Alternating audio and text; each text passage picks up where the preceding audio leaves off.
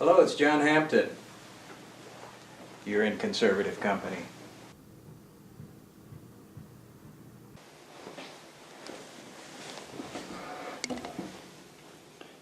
I came across an article on the Breitbart newsfeed on Tuesday. It was entitled, Soros-Funded Think Progress Lecture Sports Fans, Attending Games Environmental Threat. As the title implies, the article warns against large numbers of fans attending games in person, as this poses a threat to the environment. But not to worry, as long as you follow the guidelines laid out in the piece, you will feel better knowing that your new and improved viewing habits have contributed to a cleaner experience. Now, just so that you know for future reference, the article posits that the most environmentally friendly way to watch a football game would be to share a television screen with multiple people. And you do have options. This screen can be located either at your home or at the local bar. Conversely, the least environmentally friendly option would be to get in your car, drive to the stadium, and actually watch the game in person. And I know there are some of you out there that choose this option. You know who you are. I'm being facetious, of course. Protecting the environment should be a priority, but far-left groups funded by the likes of George Soros should not be in the business of defining or even suggesting the manner in which law-abiding Americans partake of sporting events or any other activity for that matter.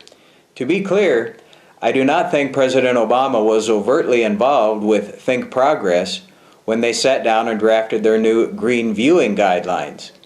However, there are some parallels that can be drawn. I think it's appropriate to mention what must have been a massive carbon footprint left by the Obama's recent vacation to Africa. WeeklyStandard.com reported that the trip would cost taxpayers between $60 and $100 million. Some of the carbon footprint details include hundreds of U.S. Secret Service agents dispatched to secure facilities in Senegal, South Africa, and Tanzania. A Navy aircraft carrier or amphibious ship with a fully staffed medical trauma center was to be stationed offshore in case of emergency. Military cargo planes would airlift in 56 support vehicles, including 14 limousines and 3 trucks loaded with sheets of bulletproof glass to cover the windows of the hotels where the first family would stay. Fighter jets to fly in shifts giving 24-hour coverage over the president's airspace so they could intervene quickly if an errant plane got too close. Can you imagine the amount of fuel that was burned in order to make this happen? What about when the president speaks to large groups of people on the economy or health care? I would like to hear Think Progress recommend to his supporters that, for the sake of the environment, they should either stay home with friends or take public transportation to the nearest bar and watch the speech from there. And you may remember the summer of 2011 when President Obama went on a 3-day taxpayer-funded listening tour in a supersized custom bus. In preparation for this tour, the Secret Service actually ordered 2 of these buses, each with a price tag exceeding $1 million. And of course, this expense was borne by the taxpayers. But can you imagine the carbon footprint created by the presidential bus with its accompanying entourage in tow? We don't go small in America. We do things big here. That's why I'm not real concerned about the size of anybody's carbon footprint. But what I do think is that politicians, bureaucrats, and activists need to get off the back of middle America. Well, we can't even go to a ball game now without being told that we're harming the environment? And there's no doubt that George Soros is a committed left-wing zealot who spends massive amounts of money in order to influence elections and policies. And it doesn't seem like President Obama is the least bit uncomfortable with his modus operandi.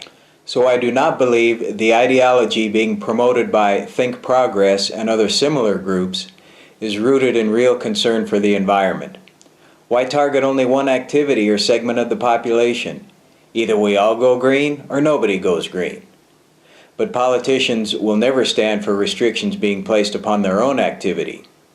They will not allow themselves to be governed by the laws that they so craftily enact for we the people. So this is just another effort on their part to regulate behavior when it yields no useful political benefit. So why expound upon this? Isn't it just more political noise? Should we be concerned about far-left groups obliquely advocating for the behavioral modification of those with whom they disagree? You bet. This is not something to be taken lightly. With the relationship that exists between President Obama, the far left, and George Soros, what may seem like pie in the sky today could easily become policy tomorrow. Thank you for watching this presentation. For more videos and articles, please go to inconservativecompany.com.